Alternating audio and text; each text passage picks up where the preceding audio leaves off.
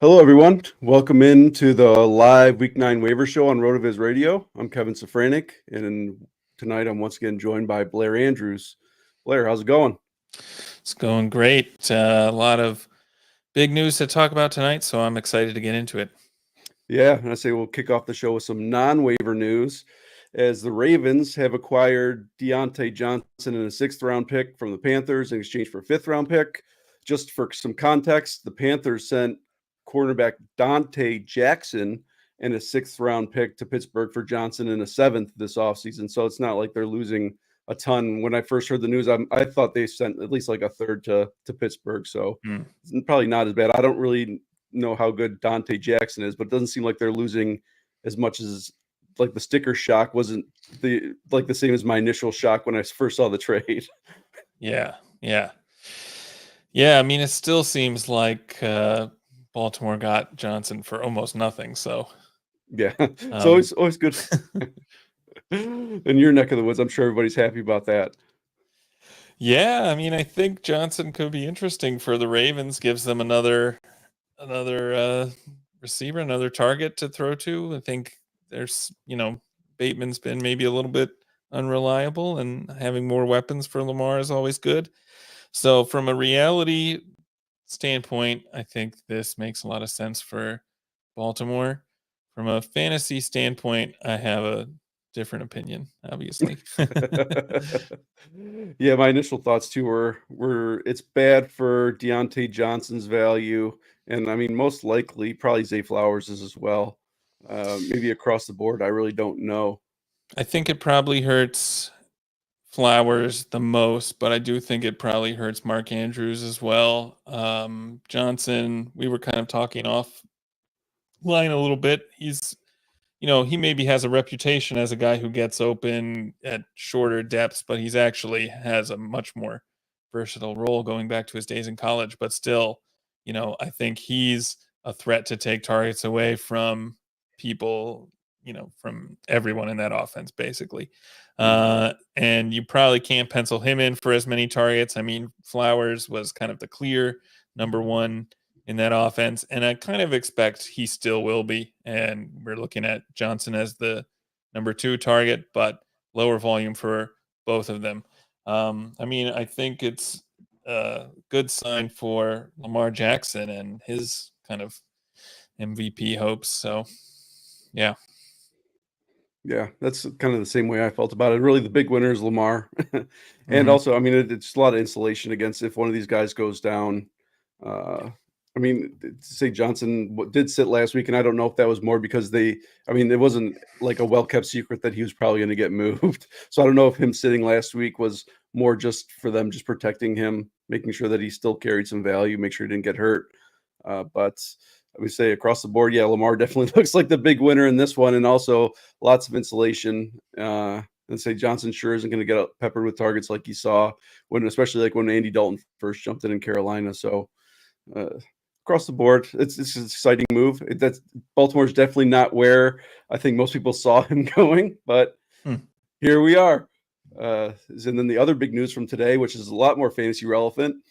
Joe Flacco is going to be replacing Anthony Richardson as the Colts starting QB in Week 9. We've seen Flacco be successful this season in the Colts offense, and his presence also lifts the value of all the Indianapolis pass catchers. So first question, how big of a bid should fantasy managers be willing to place on Flacco if he's available in their super flex leagues? And then second, how high of a bid should Josh Downs command on waivers because he is available in over 50% of both ESPN and Yahoo leagues? Yeah, I think you probably want to be pretty aggressive on Flacco in Superflex leagues. We've seen him obviously put up some big numbers leading that offense, and he's I don't really see Anthony Richardson getting the starting job back unless maybe the Colts are out of the playoffs toward the end of the season. So I think Flacco's kind of the long-term starter there, and definitely worth putting in a big bid for in super flex leagues. And yeah, Downs look good even with Richardson, but he's obviously looked good with Flacco too. So I'm pretty excited for what this could mean. That whole offense seems to be seems to be a lot better when Flacco is the quarterback. So, yeah, good things should be coming for Downs. Yeah, and even going back to last year when Flacco was with the Browns, in half the games that he's played, he's been a QB1, and half the games he's been a QB2. He's never been below QB2, so at least you have that floor looking in. But I also did mention, especially in the waivers article, that the Browns' playoff loss to the Texans is not on there, and that's when we got the bad Joe Flacco, where he just sometimes he just throws the ball up, Yeah. just chucks it deep and hopes for the best. And that was the game where it did not work out in his favor. So. Like I said, the last year he did not have a top 5 pick breathing down his neck. So I mean, obviously the Colts probably do not want to admit that they flubbed the Richardson pick as of yet. So it's kind of like the Dalton Bryce Young scenario kind of in Carolina, but just a much better team where it's like they want to get their young guy back in there, but right now he's just is not doing anything for them. So I wouldn't be surprised. Like the Flacco's leash is going to be pretty short. So if he starts playing that YOLO ball, chuck it up, then I could see him getting yanked pretty quick. Yeah. And we do have a listener question too.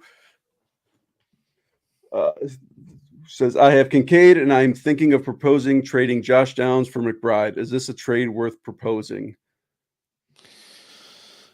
I'm guessing that this is not tight end premium from the kind of valuations I have in my head for these guys, because otherwise that would be a no-brainer. I do like McBride a lot.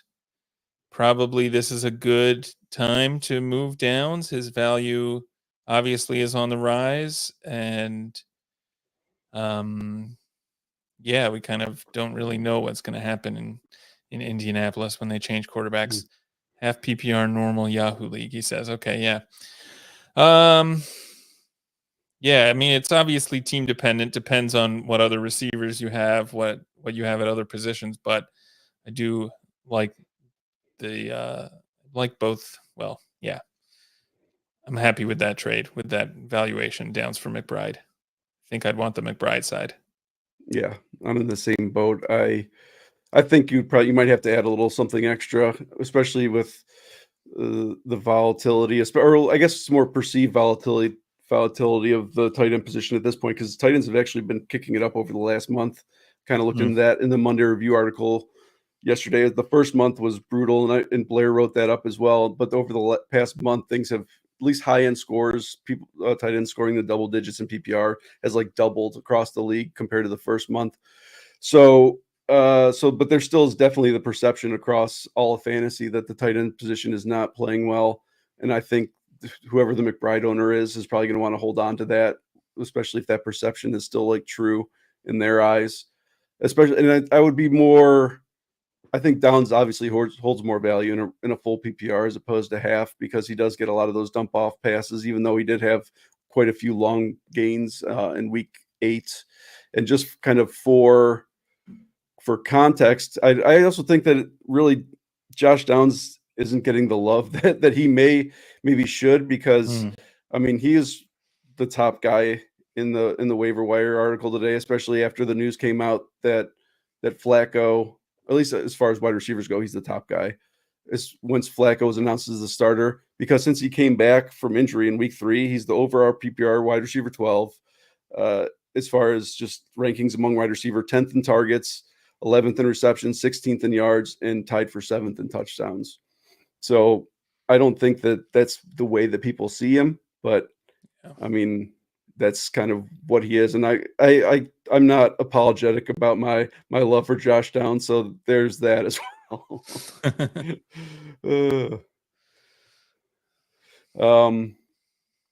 So next up, moving over to Cleveland, Jameis Winston had a big first game as the Brown starter. That wasn't the only change for the Cleveland's offense, as Ken Dorsey took over the play calling duties from Kevin Stefanski. But Cedric Tillman had his second consecutive big week, finding himself as the overall PPR wide receiver 1 over the past 2 games. But in the last game, Tillman was the only one in the receiving game that was active, as all of David Njoku, Jerry Jeudy, and Elijah Moore found themselves with a heavy amount of targets. Is any of what we've seen in Cleveland's pass game sustainable? And if so, which parts are you thinking? Well, I think Njoku is definitely sustainable. And kind of outside of him, maybe it's anyone's guess. I mean, obviously, this is the second game in a row in which Tillman has gotten a lot of targets. Kind of this second, both games they've played without Amari Cooper, he's been one of the target leaders or among the target leaders. And then Elijah Moore, I think, it's nice to see him get those targets. He obviously played well, but it's so hard to trust really any of those three guys until we see them do it for a little bit longer. Tillman, Moore, and Judy. So, yeah, I'm certainly comfortable playing Njoku in all my teams, and he's probably, I don't know, have to rank him as like a top 6 tight end rest of season. Oh yeah. And then, yeah, the other guys are a little harder to trust, but I am kind of leaning toward Tillman as the guy I want. Yeah, and that's kind of I have him in the top tier of wide receivers because things are really starting to thin out, and especially he's been the wide receiver one over the past 2 weeks as far as PPR goes, which is Mm, pretty wild because he literally came out of nowhere. yeah, um, so over the past 2 games, averaging 23.5 PPR points. His average line is 11 targets for 8 receptions, 90 yards, and a touchdown. He's in on 86% of the snaps. But the thing is, Judy's been in on 96% of the snaps, but only averaging 7.8 PPR points per game. And Moore, especially last week, he led the team with 12 targets, but over the past 2 games, he's averaging 9 targets for 7 catches and 63 yards. yeah, So I think, like you said, and Njoku's the only one we really feel like we can trust. They're all getting work, but I mean, I think, and this could be an overcorrection too, because last week this came up on the stream where we talked about, like a question I asked you was Troy Franklin versus Cedric Tillman, and you sided with the Tillman side, and I stayed on the Franklin side, and now this week Franklin did essentially nothing, and then Tillman, you know, went on to produce like he did in last week. So he's yeah, got a good. He also has, he's young-ish. He came out. He played in college for 5 years, but he had a good prospect profile. He's a third-round pick. 37% dominant rating in 2021, which went down to 20% in 2022, his final season when he was playing with Jalen Hyatt. 31% agility score is not great. 58% speed score is not great, but 70% tile freak score and 82 percentile explosion score. yeah, Just kind of as some like a throwback to really the type of player that he is. So he's explosive, he's big, he's not super agile. Just kind of go up and get the ball. He's going to be good in the end zone on those, the toss up balls, which we all know yeah. Winston's going to throw. Yeah, Tillman also had a 17.7 yard A dot in week 8. No one else really is operating in that role in this offense. So I think with Winston under center, we know he likes to chuck it. Tillman having that deep role could be pretty valuable for as long as Winston is the quarterback there. And speaking of Winston, I did not include him in the normal waiver section of quarterbacks this week. I did throw, something in as far as the super flex consideration category. I just want to see more of it, but at the same time, I mean, I'm willing to admit that I could be wrong on that. I mean, he was a top 10 quarterback in week 8. He threw for over 300 yards, he had 3 touchdowns, no interceptions, 13.6 EPA. So do you think that he's a viable quarterback in 1 QB leagues? Oh, in 1 QB leagues, that's tough. I mean, I think you mentioned in your article, in one of your articles this week, how like he's likely to have these humongous blow up games, but almost as likely to score a 0. Maybe it was someone else, but it might have No, been I in one of was your articles. I yeah, read it. it was in the one today. Yeah, um, which I think is exactly right. So if you're really desperate in 1 QB leagues, yeah, maybe I think I would prefer Flacco, for instance, even in 1 QB leagues. Certainly prefer Tua or Darnold or Bo Nix, the other guys you mentioned in your article. So, um, yeah, Superflex definitely. Yeah, I don't know. What are you thinking about his viability in 1 QB? I mean, it's like a desperation play Yeah. because kind of what you were referencing earlier is he's almost like a third, a third, and a third. A third of the games that he's played in his career, he's been a QB1, a third he's been QB2, and then a third of the games he's been a QB3 or worse. So like you're Yeah. really just rolling the dice on him as far as what you're going to get from a week to week basis. And he already had his QB1 week, so so we probably know one of the other twos might be coming up next. And it's one Right. of those things too where we see offenses when they have they go through all these changes. Like Cleveland just changed their quarterback and offense and their play caller. Yeah. So once teams in the NFL start understanding the new tendencies of these players and how they work together, then there's a good chance that they're going to kind of catch on to what they're doing. So we see these big blow up weeks when changes happen, but once there's more film on the Cleveland offense with Jameis and Ken Dorsey calling plays, I wouldn't be surprised if we just kind of see this whole entire passing offense, come back to earth a little bit. Yeah. Looks like Cleveland plays the Chargers next week, which is kind of a middle of the road matchup according to our strength of schedule streaming app. And then weeks 11 through 14, he gets a string of really difficult matchups, including 2 games against Pittsburgh. So, yeah, it's going to might be some tough games ahead for Winston, but one good game in the fantasy playoffs at least. But Yeah. Even looking at the strength of schedule tool that we have too, the wide receivers have the second toughest schedule rest of the season, and quarterbacks for Cleveland have the third toughest schedule for the rest of the season. So they got that working against them as well. But mhm, we'll see. I mean, they say there is enough viable weapons in there that I don't think that they're going to completely go away either. It's not like we're going to right. pick up Tillman this week and then drop him in 2 weeks. I feel like they're Mhm. really going to make it a concerted effort to feature him and see what they have in him moving forward. Because what else are they going to do, right? Yeah, yeah.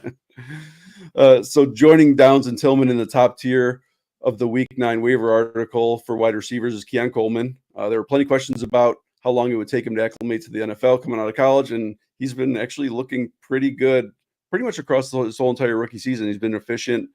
I mean, the production's been hit or miss, but especially since they traded for Cooper, he really has been the standout of that team or that Yeah. passing or receiving core. So does Coleman deserve to be in the same tier as Tillman and Downs? And how would you rank all 3 of those wide receivers rest of the season? Yeah, man. Coleman, I don't think has quite the same target. Not as many targets as Tillman for sure, and probably not as clear. Well, I mean, I don't even know if I want to say that because he does probably have a shot at the wide receiver one. That's so tricky because I do think Kincaid is, still an important part of that offense. I think Shakir still commands targets. I think his role is going to grow as he gets more used to that offense. Right now, I'd probably rank them Downs, Tillman, Coleman. But yeah, with the rookie Coleman, obviously he's got that wide range of outcomes. I mean, Tillman, you can almost say the same thing because of how little he played last year. We Yeah. just really don't know what to expect. So, yeah, any of those guys, I think, has a lot of upside. But right now, I'd prioritize Downs, I think. Yeah, and I look at them the same way. I think Coleman and Tillman are pretty close for me, though. Even just, we always want to bet on these players that are ascending rookie, high draft capital. And so week 1 through 6, he was the wide receiver 65, averaging 7.4 PPR points per game. But over the past 2 weeks, he's been the wide receiver 7 and averaging over 17 points per game. He's currently the wide receiver 12 in EPA for the entire season. And as far as the Buffalo wide receivers, he's first in snap percent, first in TDs, first in air yards, and then he's also second in PPR points, targets, receptions, yards after the catch. So, I mean, he's up there, and I mean, the more I go back and forth, you're looking at the quality of the offense and the quality of the guy throwing the ball and the Yep. history of consistent performance. And I mean, over time, I mean, I was with you with the exact same ranking those three guys the same way. But I mean, the more I talk to myself, I mean, maybe Coleman is the answer, except for, I mean, he does have legitimately more target competition across the board, better players he's competing with. Right. So it's a toss up, I think. Yeah. You already mentioned the difficult schedule that Cleveland's wide receivers get. Indianapolis is a little bit easier for the immediate future, but then they do get a really tough schedule in the playoffs. On the other hand, Buffalo has a couple kind of tricky matchups coming up with Miami and Kansas City bye in week 12. After their bye, they have one of the easiest wide receiver schedules. So Coleman could definitely be a player you need during the fantasy playoffs. And you could see him putting up some big scores in that during that time period. So could be Yeah. pretty interesting. Yeah. And so the next, another big performance last night from Tyrone Tracy, but he is still available in over 53% of ESPN leagues and 48% of Yahoo leagues. You know, he this year's zero RB league winner? Even if he is forced to miss next week, I mean, he went out with a head injury towards the end of that game, Right. which was really sucked because he was Yeah. killing it. He was just like gashing the Steelers defense over and over again. So he may miss next week, but even if he misses a week, I mean, running backs are going to miss games from time to time. Is he like the guy, the zero RB guy for this year? Yeah, he looked amazing in that game. It was unfortunate. I think he is, in the concussion protocol, so likely to miss at least a week. I guess he would be kind of the top zero RB guy right now. I mean, you also have Jordan Mason who was on the list, but his you know his time might be coming to an end if they're activating McCaffrey soon. But yeah, Tracy, kind of crazy that he's still available in so many leagues because he's looked great. So yeah. Yeah, my guess is those are the office leagues that everybody gives up on after a couple of weeks, and they just kind of roll with whoever's Right. in their starting lineup at the point. And even since Singletary's been back, when they played the Eagles in week 7, the whole offense got shut down. But after this week, just some AB versus Tracy to Singletary is currently. Tracy has 29.2 PPR points to Singletary 7.4. He's doubling him up in snaps, and he's almost tripling him in opportunities. Yeah. So, I mean, Tracy is the clear RB1 in that offense. If there was any question heading into the week, there's no more question as long as Tracy's healthy. And I mean, he has looked good doing it. So there's really no question for me. I mean, especially for a guy that is on waivers. I mean, you just got to go pick him up. If he's on waivers in your league, get him on your roster now because he's legit. I mean, at worst, he's a plug and play RB2, just depending on who you have on your roster. So, I mean, Yeah. there's not a whole lot more you can say about it. The offense is bad, but it doesn't seem to Right. matter. Yeah, it's unfortunate if he's going to miss time and you need a starter for next week. He's maybe not going to be able to help you for that. But yeah, I completely agree. I think he's got to be one of the top waiver ads if he's available. Yeah. Just kind of going back real quick, we had a question about Flacco versus Jameis Winston as a QB3. Just talking about the same thing we talked about a little bit earlier because it is a tough decision because Winston's schedule gets harder, but he looks more locked into the QB1 rest of the season. Right. But Flacco isn't as secure. So like Flacco obviously is the better play. And obviously we got to look at this. We don't know if this is a best ball or managed league, but I mean that does make a little bit of difference to me. But like at the end of the day, I mean, I would still probably roll with Flacco as my QB3 and just bet on him continuing to play well. Because I mean, Winston has the same sort of volatility in his game where Yeah. he could get pulled out at any point. Yeah, that's true. I'd probably go with Flacco as well. I mean, Winston could get pulled out, or you could be relying on him as a starter and he puts up a dud, which is in some ways worse because at least if you know Flacco's not going to start, you have a replacement option. Yeah, in terms of the schedule, I mean, Indianapolis is schedule for quarterbacks is not that much better than Cleveland's. They get the Jets in week 11, Buffalo in week 10. So those are two difficult matchups. So, and Minnesota next week, which we've seen teams put up points against Minnesota. So I don't know how tough that one will be, but their defense has looked good sometimes. So yeah, I think it's not, it's not clear that Flacco has a much better schedule than Winston, but I would still probably lean toward Flacco. Yeah, this is Anthony Richardson's likely to get another round of starts this year, maybe, and that's kind of what I was thinking. Flacco's leash isn't really going to be that long. Like we said, we earlier in the show we likened it to, or I likened it to Bryce Young and Andy Dalton. You know that the Colts want to get Richardson back in there. He's their guy. They paid up big for him, and they don't want to look stupid, more or less. So they're going to they want to get him out there when they don't want to admit that they flubbed that pick. So I would expect him at some point to the first sign of Flacco kind of falling apart, Richardson will probably go back in there. Yeah, I think that's probably right. Certainly, at least as long as, well, yeah, I mean, if they're winning, they keep Flacco in, but as soon as they're out of the playoff race, I think there's a very good chance Richardson comes back in. Yeah, that's kind of where I was at too. So kind of sticking with the QB vibe, I had a pretty hard time putting together this week's QB section of the article, just for the fact that there's not really a ton of great names left. Some promising names, but really it was hard to kind of distinguish these guys into tiers. And I'll be pretty honest about it. I'm not entirely sure that I got it right. Mm-hmm. So in the top tier, I had Sam Darnold and Bo Nix, just for the fact that Darnold's been kind of doing it all year. He's been consistent. He hasn't had any crazy.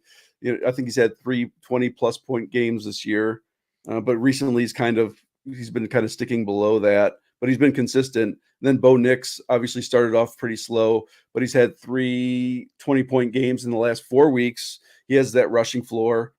As I also pointed out in the article, they both have really good schedules going forward. But Nix has the second best quarterback schedule, and I believe that Darnold's either 4th or 5th. I can't remember right off the top of my head. But I had those guys. Yeah, I had those guys in the top tier, and then in the second tier, I had Joe Flacco, Tua, Stafford, and Justin Herbert, which I went back and forth on it, but I mean, I watched Justin Herbert's game today, the Chargers game, and I just watching him play, like, he's such a good quarterback. Yeah. So I'm just like, with all kind of the negativity that was projected towards that offense, and they're going to be so run based and all that. Just sometimes just watching him play. I mean, maybe that's my eyes deceiving me over like what I should be looking at is like the stats, but I threw him in there too. Yeah. Well, I think there's a very good case to be made that he's the most talented of these quarterbacks that you mentioned. And it's just unfortunate that he kind of plays in an offense that, number one, doesn't have a ton of receiving weapons, and number two, doesn't really want to use them anyway. So yeah, it's a little unfortunate for Herbert's upside, but I can see it if you're desperate, for sure. Yeah. And one of the big things too, and this is, comes back to this age-old debate of talent versus circumstance. So Tua, has a ton of talent around him. And that's one thing I pointed. It's like, okay, so Tua is talented. He led the league in passing last year. He came back in week 7, was a QB 20. He didn't do great. QB 20, 14.7 PPR points. But I mean, obviously the players around him are so good. But when we look at strength of schedule for the rest of the season, they have the second worst for quarterbacks. And it's a kind of similar thing with Stafford. I've been kind of pumping him up every week as like a $1 fab budget sort of guy. And now that he's got Puka and Cooper Kupp back, assuming Cooper Kupp doesn't get traded, he was the QB5 in week 7, to almost 25 PPR points, 279 yards, 4 touchdowns. But he has the 5th worst strength of schedule. And then there's Herbert, who we know about his weapons, we know about his circumstances. It's pretty similar. There's a QB7, 279 yards, but he has the seventh best strength of schedule. So it's like this circumstance versus talent. I don't think there's a ton of debate if like Tua, Stafford, and Herbert have more talent than Darnold or Nix, but it's more like the circumstances that they find Yeah. themselves in. Right. Yeah, that makes sense. Yeah, I mean, quarterback is such a difficult position to really project in that to that level of precision because there's so much. I mean, like, Nick's had a good game, but we talked about Franklin earlier. If he catches that pass that goes right through his hands, it's a even better game for Nick's. And yeah, I mean, we've seen all these guys put up big games. We've seen them also, for the most part, put up duds. So it's kind Yeah. of difficult. I think playing the matchups makes sense, which is why prioritizing Nix and Darnold does seem to be the right, at least short term strategy. Hmm. We have a pretty interesting question in the chat, which I do not really know at this point. I'm still kind of debating it in my own head, but Mhm. deeper 12-man wide receiver question. Would you pick up Elijah Moore or Demarcus Robinson or take a shot on an injured Thielen? And I mean, my initial thoughts, Robinson's out. It's between the other two. It's just how do we feel about, Thielen now that he's going to pick up that role that he had last year now that Deontay Johnson's gone out of Carolina. Yeah, I think that for me, this is pretty straightforward, and it's Elijah Moore. In terms of the Panthers wide receivers, I don't know. Is Jalen Coker can't be owned in that many leagues. I think I'd prioritize him over Thielen even. Hmm.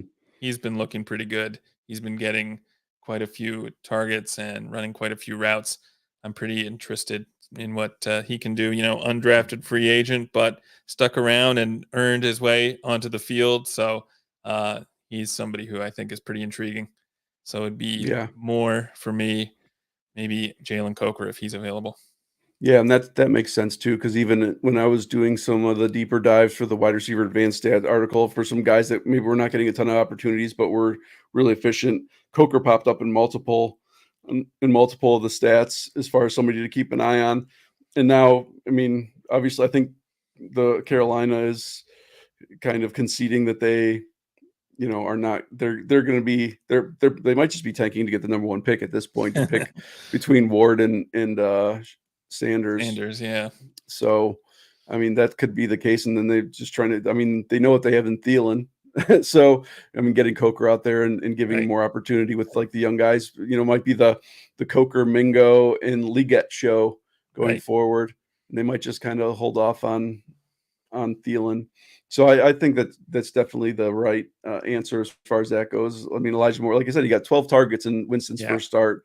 And I'd say if even going back to, Ken Dorsey's time with the Bills, I mean, he came in right after Dable, I do believe. I don't think there's any OCs there between that time, but that was when, Mm, Buffalo was super, pass heavy first down. They just passed all the time because they knew that was the right. best way, the most efficient way to play football. So I wouldn't be surprised if Dorsey, implements that same sort of tactic where they just chuck the ball in Cleveland, Yeah. for better or for worse, Yeah. say, but I wouldn't be surprised if that's their tactic going forward.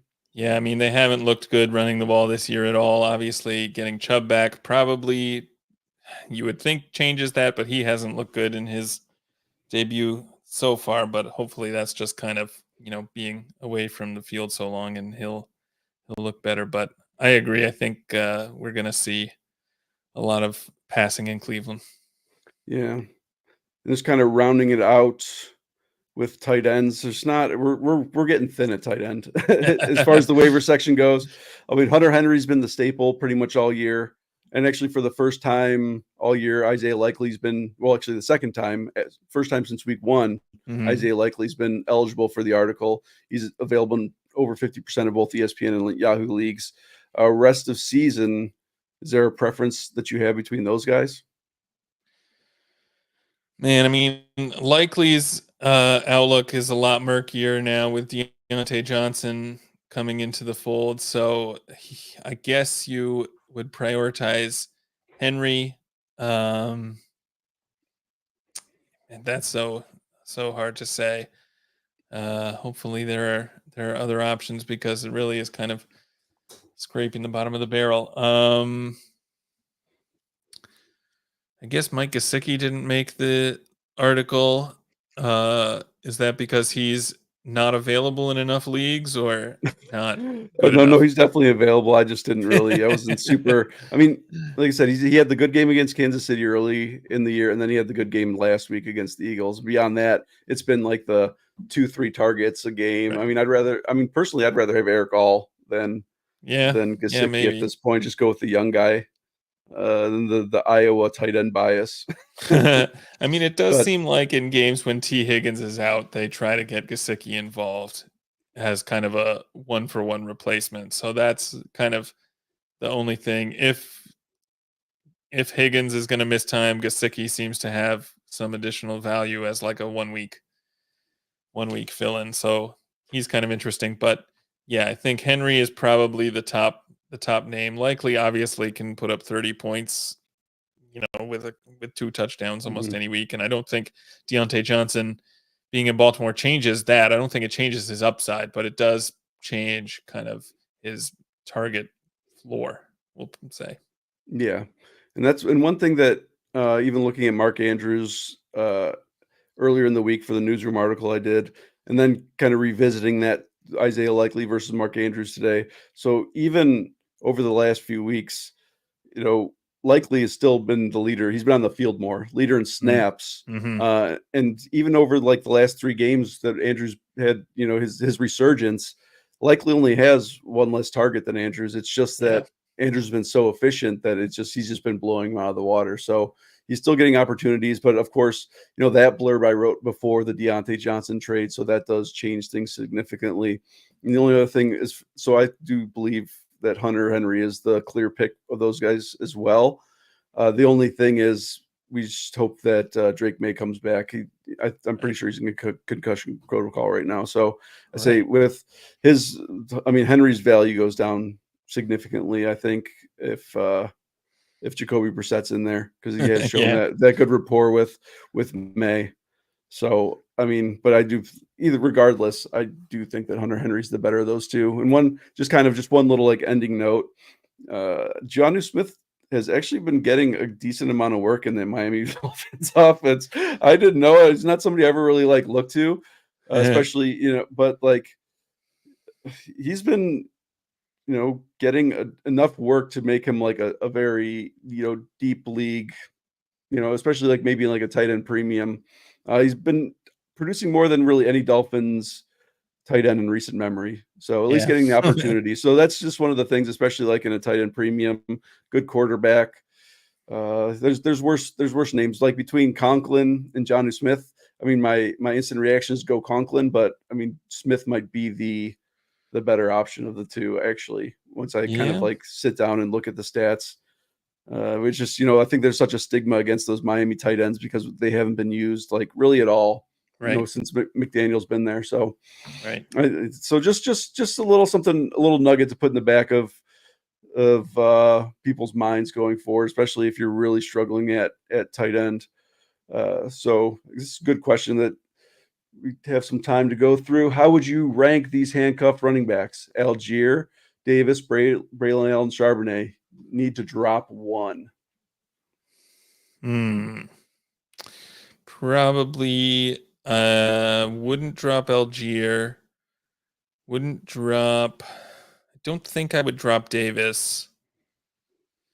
The Jets running back schedule actually gets really easy over the next several weeks. So even though it seems like Allen is kind of the clear number 2 and really starting to take a back seat to Brees, I still kind of like him rest of season, which I guess leaves Charbonnet as the odd man Mhm. out. Although obviously, if Walker gets hurt, he has huge value. Yeah. Um, yeah, that's a tough one. What are you thinking?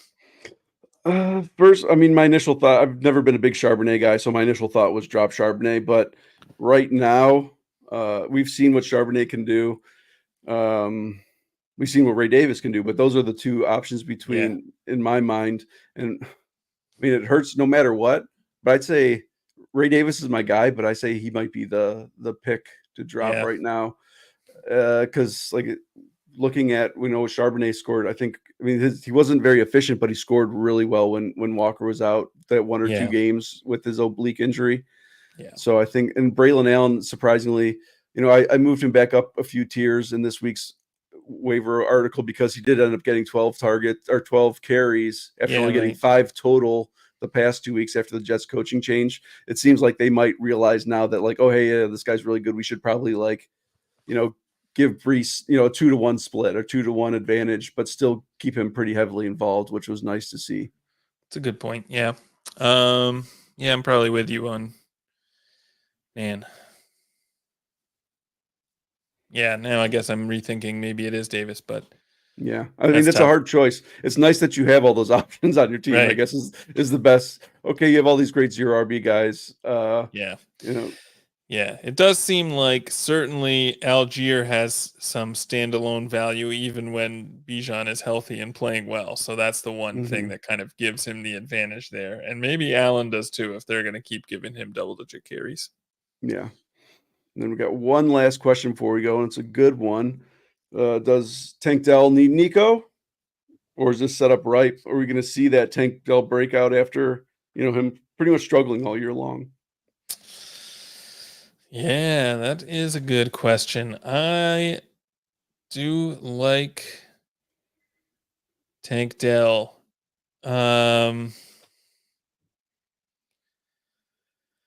Got a fairly easy schedule coming up, only a couple difficult matchups for wide receivers.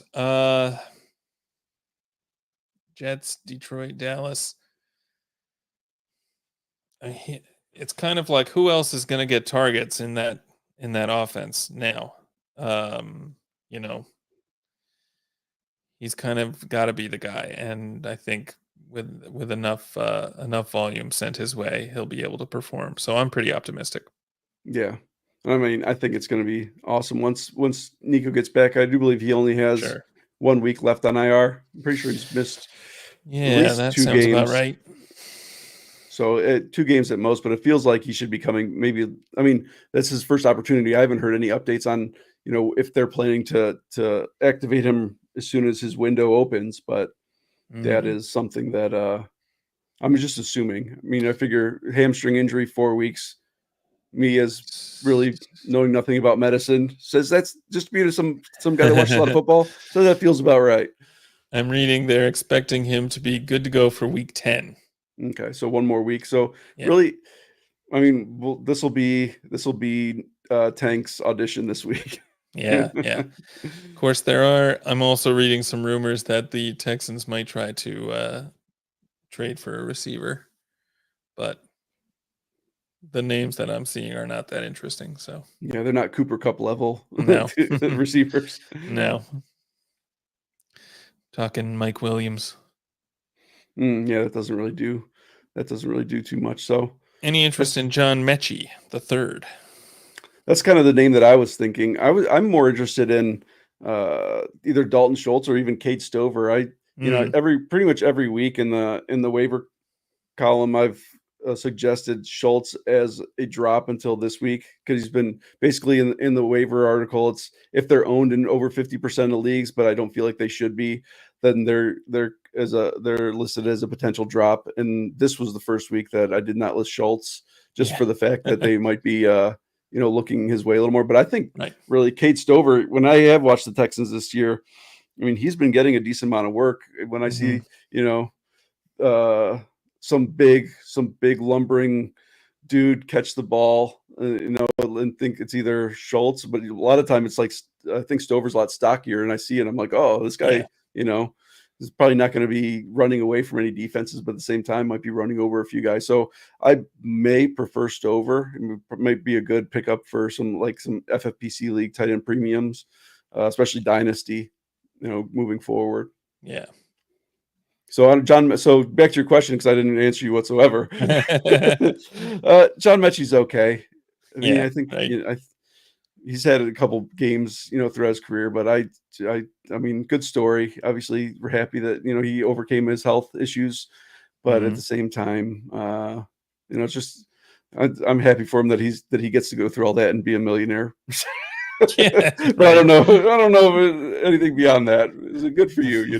Not a fantasy star though. Yeah. Yeah, I'm not super excited about him. Yeah, yeah. I think it's gonna be well, I think it'll be the Tank Dell show for at least one more week, hopefully. Yeah, and I think Hopefully we'll it's see a gonna. breakout next week, and Collins coming back will be big for him for I sure. mean, he's huge, huge. I mean, he's been like it's in what I mentioned kind of in the waiver wire article the week before that he got hurt.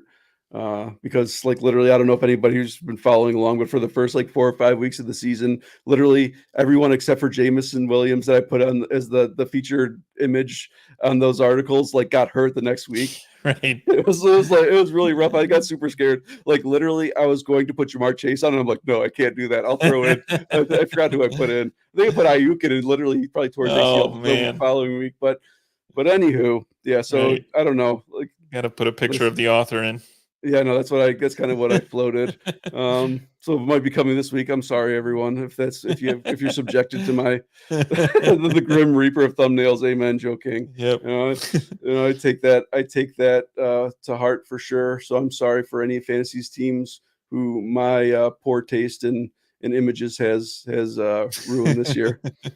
But anyway, getting back to Nico Collins, I mean, he was crushing it. He kept up the efficiency that he showed last year, but added volume on top of it. And just the fact that he got hurt was just like such a crushing blow because I mean, literally, I mean, he's turning into one of my favorite players in the whole entire NFL. He's so awesome to watch. Yeah. So excited to see him back. Definitely. Yeah. All right. Well, thank everyone for tuning in and submitting your waiver questions. Be sure to continue to check out RotoViz every day as we're cranking out plenty of in-season content. Neil Dunn's tight end streamers came out today. Ross Durham's defense and special teams streamers coming out tomorrow. Dave's patching matchups, Sean's Zero RB universe, Blair's wrong read. I mean, everything that you want in a fantasy site, we have it all. So is there anything else you want to mention before we get out of here? No, that's it. Make sure to check out Kevin's waiver article before you put in your bids tonight. And yeah. And be on the watch out for a wide receiver advanced stats article that has no picture on it. It's just going to be a blank page. So for a 10% discount on a 1-year RotoViz subscription, please enter the discount code RVRadio2024 at checkout. Until next time, take care, and everybody have a good week in week 9.